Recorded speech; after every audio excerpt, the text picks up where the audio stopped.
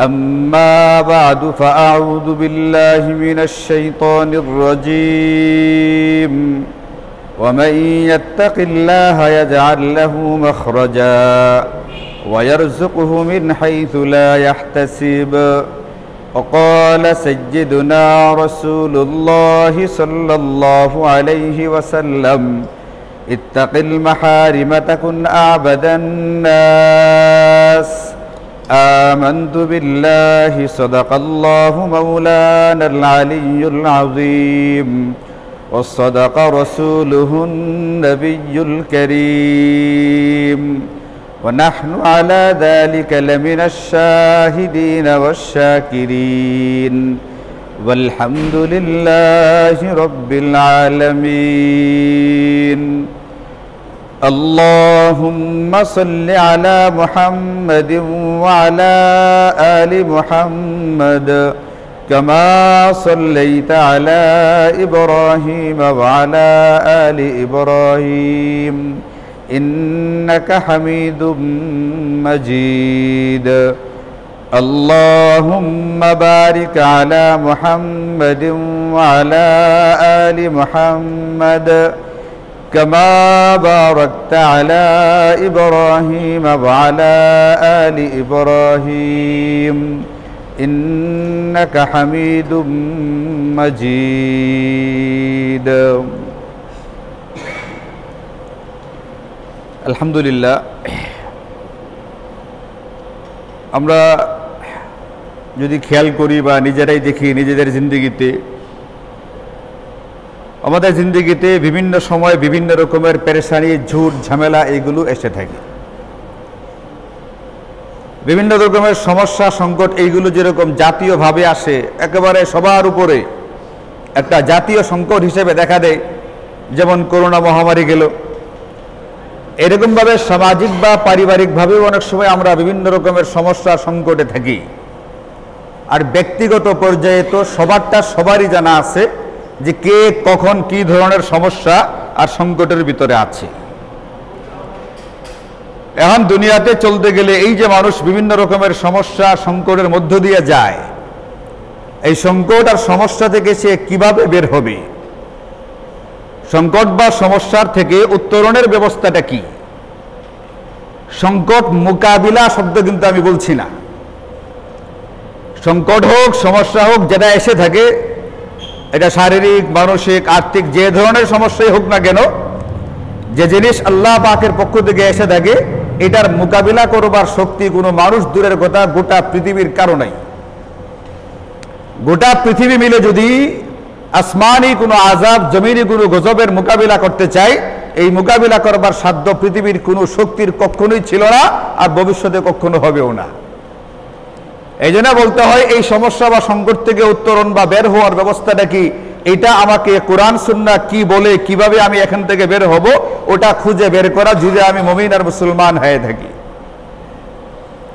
সমস্যা বা সংকট থেকে বের হওয়ার যে আয়াত যে নির্দেশনা যে হেদায়াত আল্লাহ পাকের পক্ষ থেকে দেওয়া আছে এই আয়াতে কারিমার শুরুর দিকে কতগুলো বিধানের কথা আল্লাহ পাক আলোচনা করছেন আলোচনা করার পরে বলতেছেন যালিকুম ইউআযু বিহি এইগুলোর মাধ্যমে তোমাদেরকে ওয়াজ করা হলো ইউআযু মানে ওয়াজ করা আল্লাহ পাক কতগুলো ফরজ বিধান দিলেন কতগুলো হারামের কথা বললেন যে এইগুলোর মাধ্যমে তোমাদেরকে ওয়াজ করা হইল ওয়াজ কে করছেন এটা কুরআনে কারীমে ওয়াজ করছেন কে ওয়াজ করেছেন আল্লাহ ওয়াজ কারী যারা তাদের ভিতরে এক নাম্বার ওয়াজকারী বা ওয়াইজ হচ্ছেন আল্লাহ তাআলা তো আল্লাহ পাক যে কাজটা করেন এটা কোনো মামুলি বা সাধারণ কোনো কাজ না কাজেই এটা কোনো 26 ইঞ্চি 1.5 ব্যাটারি 2 ব্যাটারি 1.5 ইঞ্চি কোনো অশিক্ষিত কোনো মূর্খ কোনো জাহেল তারা ওয়াজ করবে এই যোগ্যতা এদের ভিতরে নেই এটা কোনো বিনোদনের কোনো বিষয় না অত্যন্ত গুরুত্বপূর্ণ একটা বিষয় এই জন্য আল্লাহ বলতেন যালিকুম ইউআযু বিহি এইগুলোর মাধ্যমে তোমাদেরকে ওয়াজ করা হইল এখন ওয়াজ কার জন্য আল্লাহ পাক কথাটা বলছেন অত্যন্ত স্বাভাবিকভাবে কিন্তু কথাটা অত্যন্ত কঠিন একটা কথা আল্লাহ বলছেন মান কানা ইউমিনু বিল্লাহি ওয়াল ইয়াউমিল আখির এই ওয়াজ তাদের জন্য যে নাকি আল্লাহ এবং পরকালে বিশ্বাস করে অথচ ডাক দিবেন কিন্তু ইয়া আইয়ুহাল্লাযীনা আমানু বলে হে ঈমানদার আল্লাহ সম্বোধন করেছেন ইমানদারকে, ওয়াজ করলেন আল্লাহ পাক নিজে, ওয়াজ করার পরে বললেন এই ওয়াজ তার জন্য যে নাকি আল্লাহ এবং পরকালে ঈমান রাখে। এর মানে শুরুতে যে সম্বোধন করা হলো ইয়া আইয়ুহাল্লাযীনা আমানু, হে ঈমানদার বলে, বাহ্যিকভাবে বহু লোক ঈমানদার হবে, কিন্তু বাস্তবে সে ঈমানদার কিনা এটা তার নিজের খবর নিজেকে নিতে হবে। শরীয়তের বিধানগুলো মানলে যেরকম মানুষ মুমিন হয়, মুসলমান হয়, শরীয়তের কোনো একটা বিধানকে অস্বীকার করলে, কোনো একটা ছোট বিধানকে নিয়ে যদি কেউ কটাক্ষ করে, তাহলে সেই ব্যক্তি আর মুসলমান থাকে না। সন্তানকে যদি পড়ালেখা শুরু করা হয় আলিফ বা তা সাদিয়া, আর এটাকে যদি কেউ সাম্প্রদায়িকতা মনে করে, তাহলে এই ব্যক্তি নিজেকে কিভাবে ইমানদার দাবি করবে? সন্তানকে ধর্মীয় শিক্ষায় শিক্ষিত করলে এটা যদি আপত্তির বিষয় হয়, তাহলে সেই ব্যক্তির ঈমান আছে কিনা আগে তোমার ঈমানের ব্যাপারে খোঁজ নিয়ে দেখো, তোমার ঈমান কোন পর্যায়ে আছে বা নাই না আছে সেটারই খোঁজ লাগাও। এই জন্য আল্লাহ বলছেন, যদি তুমি আল্লাহ এবং পরকালে বিশ্বাসী হয়ে থাকো, তাহলে এই বিধানগুলোর মাধ্যমে তোমাকে ওয়াজ করা হইল। আল্লাহ পাক ওয়াজ করছেন ঈমানদারের জন্য। এখন ঈমানদার হয়ে থাকলে আল্লাহ পাকের ওয়াজগুলো গ্রহণ করবে, আর ঈমানদার না হইলে এই ব্যক্তি বিভিন্ন রকমের যুক্তি দাঁড় করাবার চেষ্টা করবে। এটাকে এই জামানায় চলে, এই জামানায় এটা একটা অচল বিধান, এটা এখন চলতে পারে না, এটা একটা অসম্ভব বিষয়, এরকম কথাবার্তা যারা বলবে এরা মূলত ঈমানদার না, যদিও জাহিরি ভাবে তার নাম ধাম পরিচয়টা মুসলমানের নাম ধাম পরিচয়। এই জন্য ওয়াজ এটা অনেক গুরুত্বপূর্ণ একটা বিষয়, অনেক বড় একটা বিষয়। আল্লাহ পাক নিজে এটা করেছেন, কাজে এটা কোনো বিনোদনের নাম না। এটার ভিতরে একটা ওজন থাকবে, একটা অকার থাকবে, একটা গাম্ভীর্য থাকবে। এমন যারা হতে পারবে তারা ওয়াজ করবে। কোনো বিনোদন যারা দেয়, কৌতুক যারা বলে, এরা মূলত কি না, ওয়াজ হওয়ার যোগ্যতায় রাখে না। এক হাদিসে পাকের মধ্যে আছে, নবীজি বলেন যে আল মুসলিম মান সালিমাল মুসলিমুনা বিল লিসানিহি ওয়া ইয়াদিহি, বলে যে ব্যক্তি তার হাত এবং মুখ থেকে অন্য মুসলমান নিরাপদ থাকে, কষ্ট পায় না, এই ব্যক্তিটা মুসলমান। এখন বলেন আমাদের সমাজে অনেক সময় ঝগড়া লেগে একজন আরেকজনকে গালি দেয় না, দেয় না, যে গালি দিছে তাকে কাফের ফতোয়া দেয়, এরকম কোন মুফতি আছে এই দুনিয়াতে? শুধুমাত্র গালি দেওয়ার কারণে কাফের ফতোয়া দেওয়া হয়, এরকম আছে? অথবা একজনকে চোর মারছে, একটা রাস্তায় তর্ক বিতর্ক করতে গিয়ে লাগাইছে থাপ্পড়, এখন থাপ্পড় যে মারছে এই ব্যক্তি কাফের হয়ে গেছে থাপ্পড় দেওয়ার কারণে, এমন ফতোয়া কেউ দেয়? তাহলে এই হাদিসের অর্থটা কি? নবীজি বললেন মুসলমান তো সে যার হাত আর মুখ থেকে অন্য ব্যক্তি নিরাপদ থাকে। এই কথার অর্থটা কি? মুহাদ্দিসিনে কেরাম আমাদেরকে বলছেন এই কথার অর্থ বোঝার আগে একটা উদাহরণ বুঝুন, তাহলে আরো বুঝতে সহজ হবে।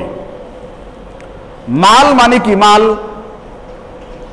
আমরা বলি না, মাল সম্পদ, অর্থ, অবিত্ত। মাল মানে কি? সম্পদ। এটা একটা আরবি শব্দ। মাল মানে হচ্ছে সম্পদ। দার মানে যে বহন করে, যার কাছে আছে সে হচ্ছে মালদার। তাহলে মালদার মানে যার কাছে কি আছে, সম্পদ আছে, তাকে মালদার বলে। আমরা বলি লোকটা কিন্তু বড় মালদার একজন ব্যক্তি, এটা বলে থাকি আমরা। আচ্ছা, মাল মানে সম্পদ। এখন 1000 টাকার নোট যেটা, এটা যেরকম মাল, যেটা 2 টাকার নোট, এটা কি মাল না? এটা কি সম্পদ না? সম্পদ না। এখন একজন ব্যক্তির পকেটে 1 লক্ষ টাকা থাকলে ব্যক্তিটা যেরকম শাব্দি করতে মালদার, যে ব্যক্তির পকেটে মাত্র 1 টাকা একটা কয়েন আছে সেও তো কি মালদার। কিন্তু আমাদের সমাজে যে নাকি 2-4 টাকা 10 টাকার মালিক, এই ব্যক্তিটাকে সমাজে, আমাদের সমাজের ভাষায়, পরিভাষায় কি মালদার বলা হয় না তাকে দরিদ্র বলা হয়? দরিদ্র বলা হয়। তার কাছে হালকা কিছু টাকা পয়সা আছে, এরপরও ব্যক্তিটাকে মালদার বলা হয় না, দরিদ্র বলা হয়। 2-4 টাকার মালিক থাকলে ব্যক্তিটাকে ধনী বা সম্পদশালী বলা যায় না। এটার এই লকবটা, ধনী ব্যক্তি, সম্পদশালী ব্যক্তি, এই উপাধিটা পাওয়ার যোগ্যতা তার মধ্যে নাই। এটা পাওয়ার যোগ্যতা তার মধ্যে আছে যার কাছে নাকি লক্ষ লক্ষ টাকা আছে। সুতরাং ওই হাদিসের অর্থ হলো, নবীজি বলেন মুসলমান ওই ব্যক্তি নিজেকে দাবি করতে পারে। মুসলমান এর একটা লকব, মুসলিমের একটা উপাধি, সম্মানজনক একটা উপাধি। এই উপাধি ওই ব্যক্তি ধারণ করতে পারবে যার হাত আর মুখ থেকে অন্য মুসলমান কষ্ট পায় না, নিরাপদে থাকে। সুতরাং কোন ব্যক্তির হাত আর মুখের দ্বারা যদি অন্য কোনো ব্যক্তি কষ্ট পায়, তাহলে ওই যে 2 টাকাওয়ালা যেরকম শাব্দিক করতে মালদার, সম্পদশালী, এই লোকটা ওই রকম শাব্দিক করতে মুসলমান বা মুমিন হবে, কিন্তু প্রকৃত সম্পদশালী যেরকম এই ব্যক্তি না, এই ব্যক্তিরাও প্রকৃত মুসলমান হতে পারবে না। এই জন্য শাব্দিক করতে মুমিন মুসলমান দুনিয়াতে বহু আছে। এই জন্য আল্লাহ পাক ডাক দিছেন ইয়া আইয়ুহাল্লাযীনা আমানু, হে ঈমানদার বলে। কিন্তু যখন বললেন তোমাদেরকে ওয়াজ করা হইল এইগুলোর মাধ্যমে, কিন্তু ওয়াজ গ্রহণ করবে কে? মান কানা ইউমিনু বিল্লাহি ওয়াল ইয়াউমিল আখির, যে সত্যিকার অর্থে আল্লাহ এবং পরকালে বিশ্বাস করে, যে সত্যিকার অর্থে আল্লাহ এবং পরকালে ঈমান রাখে, এই ব্যক্তিরা সত্যিকার অর্থে মুমিন মুসলমান হবে। একে মুমিন বা মুসলিম এই লকব বা উপাধিটা দেওয়া যায়। আর যার ভিতরে এইগুলো থাকবে না তাকে মুমিন বা মুসলিম এই লকবটা দেওয়া যায় না। এই জন্য আল্লাহ বলছেন তোমাদেরকে ওয়াজ করা হইল, এখন তোমরা এই আয়াত কারিমা থেকে নাও কিভাবে তুমি একজন মুসলিম হিসাবে সংকট থেকে বের হয়ে আসবে। সমস্যা থেকে বের হওয়ার রাস্তাটা কি, এটা আল্লাহ পাক আমাদেরকে ওয়াজ করে নিজে বুঝাইয়া দিয়েছেন। এটা করার মাধ্যমে তুমি সমস্যা সংকট থেকে বের হতে পারবে। আর যদি এমনটা না করো তাহলে তুমি তোমার নিজের জিন্দেগিতে নিজেই সমস্যা আর সংকটকে ডেকে নিয়ে আসলে। এখন আমাদের জাতীয় পর্যায়ে হোক, সামাজিক পর্যায়ে হোক, ব্যক্তিগত পর্যায়ে হোক, পারিবারিকভাবেই হোক, আমরা যে সমস্যা আর সংকটের মধ্যেই থাকি না কেন, এখান থেকে উত্তরণের বা বের হওয়ার ব্যবস্থাটা কি? আল্লাহ পাক কুরআন কারীমের মধ্যে আমাদেরকে বলেন, ওমাই ইয়াত্তাকিল্লাহা ইয়াজআল লাহু মাখরাজা, যে ব্যক্তি তাকওয়ার জিন্দেগি অবলম্বন করবে, যে ব্যক্তি তাকওয়ার জিন্দেগি গ্রহণ করবে, আল্লাহ পাক নিজে তার জন্য যে কোনো সমস্যা আর সংকট থেকে বের হওয়ার রাস্তাটা করে দিবেন। বের হওয়ার রাস্তা করে দিবেন তিনি, যিনি সমস্যার স্বয়ং সৃষ্টিকর্তা। তাহলে আমি আপনি যদি আমার আপনার ব্যক্তিগত, পারিবারিক, সামাজিক, রাষ্ট্রীয় যেগুলো সমস্যা বা সংকট থেকে বের হইতে চাই, এখান থেকে উত্তরণের ব্যবস্থাটা যিনি আমাদেরকে বের করতে পারেন, ওই বের করনেওয়ালা সত্তা খোদ আল্লাহ তাআলা বলে দিয়েছেন, প্রত্যেকটা ব্যক্তির জিন্দেগিতে তাকওয়া এর চর্চা লাগবে, তাকওয়া এর অনুশীলন লাগবে। যদি তাকওয়ার চর্চা থাকে তাহলে এই ব্যক্তি সমস্যা বা সংকট থেকে বের হতে পারবে। আর যে ব্যক্তির জিন্দেগিতে থাকবে না, সে বের তো হতে পারবে না, বরং বিপরীত হবে। এই ব্যক্তিরা সমস্যায় না থাকলে, সংকটে না থাকলে নতুন করে সমস্যা এবং সংকট তার জিন্দেগিতে নেমে আসবে। এই জন্য আল্লাহ বলেন যে ওমাই ইয়াত্তাকিল্লাহা ইয়াজআল লাহু মাখরাজা, যে ব্যক্তি তাকওয়ার জিন্দেগি অবলম্বন করবে, আল্লাহ নিজে তার জন্য সমস্যা বা সংকট থেকে বের হওয়ার রাস্তাটা খুলে দিবেন। ওয়ারযুকহু মিন হাইসু লা ইয়াহতাসিব, এবং এমন জায়গা থেকে তার রিজিকের ব্যবস্থা করবেন যার ধারণাও সে করতে পারে নাই। তার ধারণার বাহিরের জায়গা থেকে আল্লাহ পাক রিজিকের ব্যবস্থা করে দিবেন। এবং আল্লাহ পাক যেটা করতে চান, এই আয়াতে কারিমার পরেই আল্লাহ তাআলা বলেন, এই আয়াতের মধ্যে আল্লাহ বলেন, ইন্নাল্লাহা বালিগু যালিকা আমরি, আল্লাহ যা করতে চান সেটা করেই থাকেন। আল্লাহ যদি কোনো ব্যক্তিকে সমস্যা থেকে বের করতে চান, আল্লাহ যদি কোনো ব্যক্তিকে সংকট থেকে মুক্তি দিতে চান, তাহলে আল্লাহ পাক সেটা অতি অবশ্যই করবেন। আল্লাহ যা চান তা করেই থাকেন। আল্লাহকে ফিরাইবার মতো কোনো ক্ষমতা, কোনো শক্তি কখনো ছিল না, আর কখনো থাকবেও না। তবে আল্লাহ এটাও বলেন, কাদ জাআলাল্লাহু লিকুল্লি শাইইন কাদারা, আল্লাহ পাক প্রত্যেকটা বস্তুর জন্য, প্রত্যেকটা ব্যক্তির জন্য, প্রত্যেকটা বিষয়ের জন্য একটা সময়কে নির্ধারণ করে দিয়েছেন, এবং প্রত্যেকটা বস্তুর জন্য একটা পরিমাণ নির্ধারণ করে দিয়েছেন। আল্লাহ পাক কাকে কি পরিমাণ সুখ শান্তি দিবেন, আল্লাহ পাক কাকে কি পরিমাণ অর্থবিত্ত দিবেন, আল্লাহ পাক কাকে কি পরিমাণ সম্মান আর মর্যাদা দিবেন, এর পরিমাণটাও আল্লাহ পাক নির্ধারণ করে রেখেছেন। এবং তাকে সেটা কখন দিবেন, তার সময়টা কি, তার নির্ধারিত কালটাও আল্লাহ পাক নির্ধারণ করে রেখেছেন। ওয়া কুল্লু শাইইন ইনদাহু বিআজালিন মুসাম্মা, প্রত্যেকটা জিনিসের জন্য একটা সুনির্ধারিত, সুনির্দিষ্ট সময় আল্লাহ পাকের হিসাবের মধ্যে আছে। এই জন্য আমার আপনার কাজ হলো ফালতাসবির, আমি আপনি ধৈর্যের সাথে, আমি আপনি অত্যন্ত স্থিরতার সাথে, ধীরতার সঙ্গে আমার সমস্যা বা সংকট যেটা আছে এটা দূরীভূত হওয়ার জন্য অপেক্ষা করা লাগবে। আল্লাহ পাকের রহমত যখন আসার কথা, যে পরিমাণে আসার কথা, নির্ধারিত সময়ে, নির্ধারিত পরিমাণে অতি অবশ্যই আমার কাছে আসবে। কিন্তু আমার কাজটা আমাকে করে যাওয়া লাগবে। এই কাজের নাম হচ্ছে তাকওয়া। তাকওয়া মানে কি? তাকওয়া মানে শাব্দিক করতে হলো এটার দূরে থাকা, বেঁচে থাকা। আপনি কোত্থেকে দূরে থাকবেন, কোত্থেকে বেঁচে থাকবেন? সকল প্রকার গুনাহ থেকে নিজেকে দূরে রাখা, সকল প্রকার গুনাহ থেকে নিজেকে বাঁচিয়ে রাখার চেষ্টা করা, এটার নাম হলো তাকওয়া। আরো সহজে বললে, আল্লাহ পাক যেগুলো আমাদেরকে করতে বলেছেন সেইগুলো করা, এইগুলো যেন ছুটে না যায়, ছুটে যাওয়া থেকে নিজেকে বাঁচানো। আর যেগুলো আমাদেরকে বর্জন করতে বলেছেন সেগুলো বর্জন করা, যেগুলো করা যাবে না এইগুলোর ভিতরে লিপ্ত হওয়া থেকে নিজেকে বাঁচানো। যেমন ধরেন নামাজ পড়া, নামাজ, জুমার নামাজ আদায় করা, এটা কি আল্লাহ পাক আমাদেরকে পড়তে বলছেন নাকি এখান থেকে দূরে থাকতে বলছেন? পড়তে বলছেন। যদি পড়তে বলে থাকেন তাহলে না পড়া থেকে নিজেকে বাঁচাইতে হবে। এর মানে কি? জুমার নামাজ না পড়া থেকে নিজেকে বাঁচাতে হবে। তার মানে কি? তার মানে পড়ে ফেলতে হবে, জুমার নামাজ আদায় করে ফেলতে হবে। এটার নাম তাকওয়া। মিথ্যা কথা বলা এটা কি গুনাহের কাজ না নেকির কাজ? তাহলে মিথ্যা কথা বলা থেকে নিজেকে বাঁচাতে হবে। তার মানে মিথ্যা কথা বলা যাবে না। মিথ্যা থেকে নিজেকে বাঁচাতে হবে মানে হলো মিথ্যা কথা বলা যাবে না। তাহলে যেটা করণীয় সেটা করা, যেটা বর্জনীয় সেটাকে বর্জন করা, এটা হচ্ছে তাকওয়া। বাকি নবীজি বলেন আত্তাকওয়া হাহুনা, এটা থাকে এইখানে। তাকওয়ার জিনিসটা বেশভূষা দিয়া আপনি আসলটা বলতে পারবেন না যে এটা হলো আসল তাকওয়া। গতকালকে মুস্তাফিজ আর ফয়সাল নামে দুজন আসামিকে ধরছে। ফয়সাল আর মুস্তাফিজ দুজন আসামিকে হেলিকপ্টার থেকে দূরে নিয়ে আসা হয়েছে। আচ্ছা আপনারা বলেন, এই যে দুইটা নাম আপনাদেরকে বললাম, এটা কি হিন্দু না মুসলমান? নামগুলো শুনলে আপনাদের কি মনে হয়?